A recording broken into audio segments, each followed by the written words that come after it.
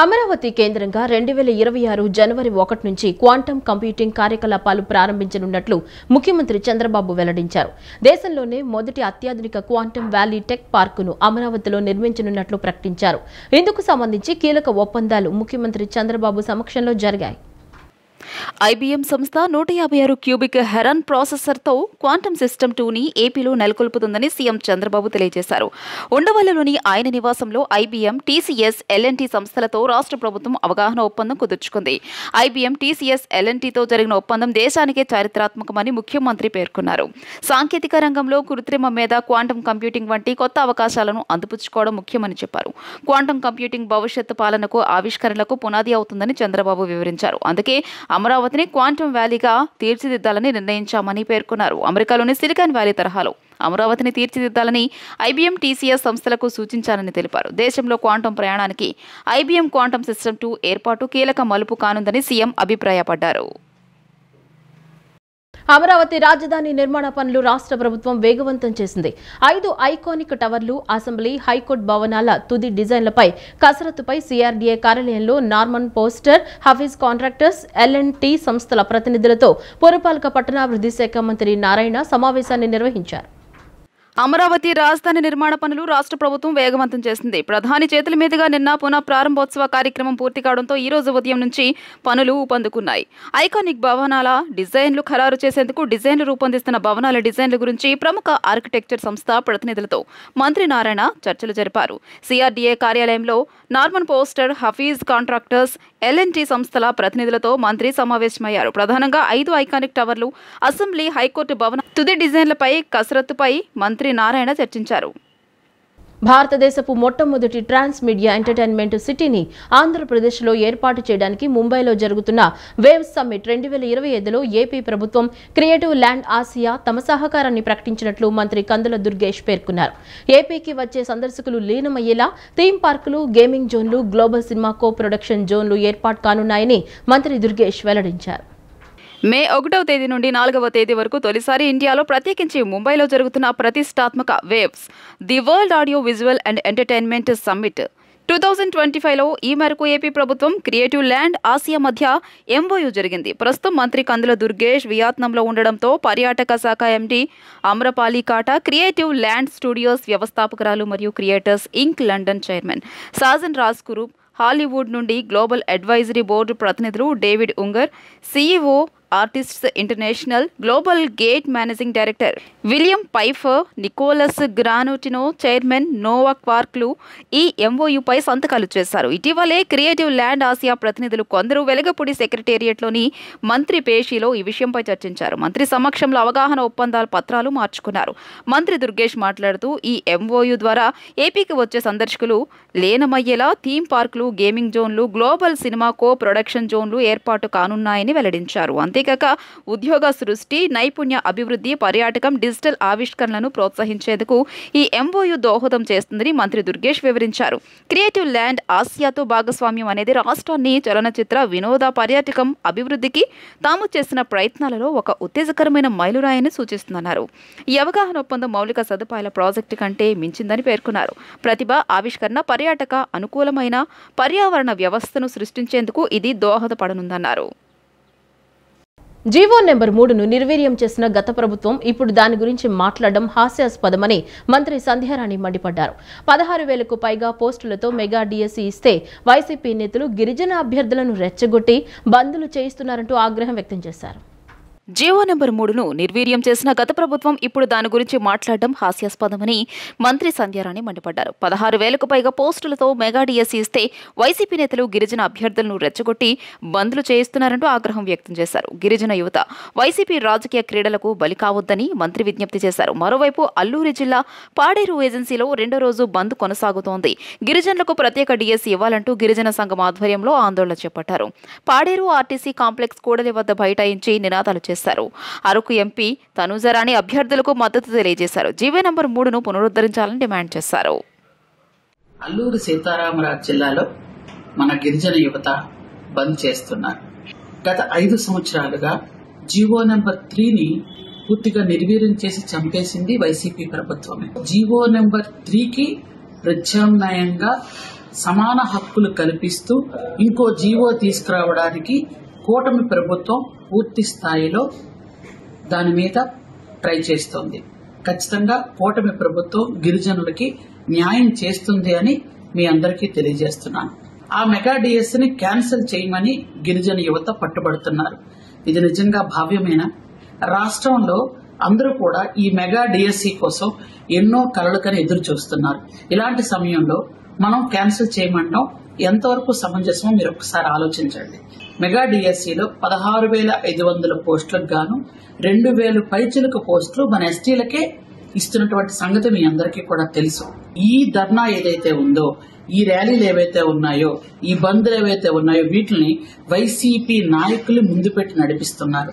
YCP నాయకుల తాలూకా క్రీడలో వాళ్ళ తాలూకా పైచాచిక ఆనందానికి మీరు బలైపోకండి. దయచేసి గిరిజన యువత మీరు ఎవరి మాటలు నమ్మి మోసపోకండి. కృష్ణా జిల్లా మచిలీపట్నం R&B అతిథి గృహం నందు మంత్రి కొల్లు రవీంద్ర బీచ్ ఫెస్టివల్ నిర్వహణపై ఉన్నతాధికారులు హోటల్ యజమానులతో సమీక్షా సమావేశాన్ని నిర్వహించారు. ఇతర ప్రాంతాల నుంచి మచిలీపట్నం నగరానికి తరలివచ్చే పర్యాటకులకు ఎలాంటి అసౌకర్యం కలగకుండా చక్కటి ఆతిథ్యాన్ని ఇవ్వాలని సూచించారు. పర్యాటకులను ఆకర్షించే విధంగా కార్యక్రమాలను ఉండాలని మంత్రి ఆదేశించారు. ఈ సమావేశంలో Machilipatnam Janasena party incharge DCMS chairman Bandi Ramakrishna పాల్గొన్నారు. విశేషమైన పర్వదినం షష్ఠిని పురస్కరించుకుని విజయవాడ ఇంద్రకీలాద్రి కనకదుర్గమ్మ సన్నిధిలో శ్రీ వల్లి దేవసేన సమేత సుబ్రహ్మణ్య స్వామివార్ల కళ్యాణం శాస్త్రోక్తంగా నిర్వహించారు. మంగళ వాయిద్యాలు, వేద పండితుల మంత్రోచ్చరణల నడుమ జరిగిన కళ్యాణ మహోత్సవాన్ని భక్తి శ్రద్ధలతో కనులారా తిలకించారు. విజయవాడ ఇంద్రకీలాద్రి కనకదుర్గమ్మ సన్నిధిలో శ్రీ వల్లి దేవసేన సమేత సుబ్రహ్మణ్య స్వామి వార్ల కళ్యాణం వైభవోపేతంగా జరిగింది. విశేషమైన పర్వదినం షష్ఠిని పురస్కరించుకుని మహామండపం 7వ అంతస్తునందు మంగళ వాయిద్యాలు, వేద పండితుల మంత్రోచ్చరణాల నడుమ జరిగిన కళ్యాణ మహోత్సవాన్ని భక్తి శ్రద్ధలతో కనులారా తిలకించి తరించారు. వేద పండితులు సుబ్రహ్మణ్య స్వామిని విశిష్టతను భక్తులకు వివరించారు. భక్తి శ్రద్ధలతో సుబ్రహ్మణ్య స్వామిని ఆరాధిస్తే సర్వదోష నివారణ చేసి రాహుకేతు దోషాలకు కూడా పరిహారం అవుతాయని పేర్కొన్నారు. విశేషమైన షష్ఠి నాడు శ్రీ వల్లి దేవసేన సమేత సుబ్రహ్మణ్య స్వామి కళ్యాణం జరిపించడం, వీక్షించడం ద్వారా అవివాహితులకు వివాహ సంబంధ ఆటంకాలు తొలగి త్వరితగతిన వివాహాలు జరగడం, సంతానం లేని వారికి సత్సంతాన ప్రాప్తి కలుగుతోందన్నారు. రాబోయే తరాల వారికి కూడా సంతానలేమి లేకుండా వంశాభివృద్ధి జరుగుతుందని భక్తుల విశ్వాసాన్ని వ్యక్తం చేస్తున్నారు.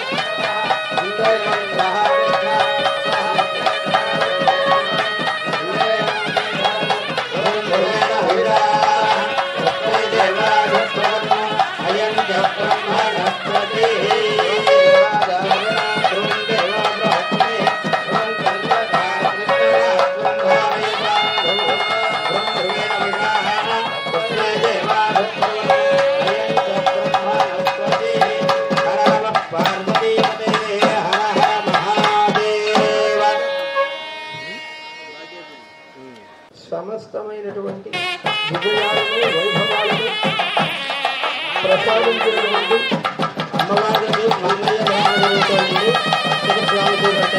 మంగళ స్వరూపుడు స్వామివారి కళ్యాణ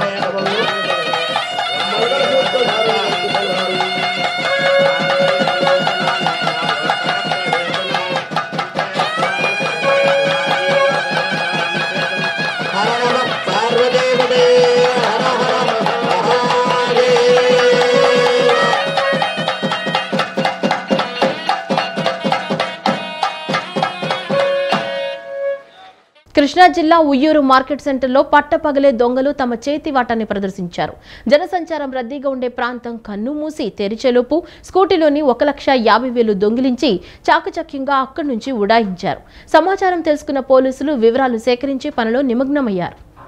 కృష్ణా జిల్లా పెనమలూరు నియోజకవర్గం ఉయ్యూరు పట్టణానికి చెందిన మణి అనే వ్యక్తి కూరగాయల మార్కెట్లో ఉన్న హోటల్ ఎదుట తన స్కూటీని పార్కింగ్ చేసి టిఫిన్ చేయడానికి వెళ్ళాడు.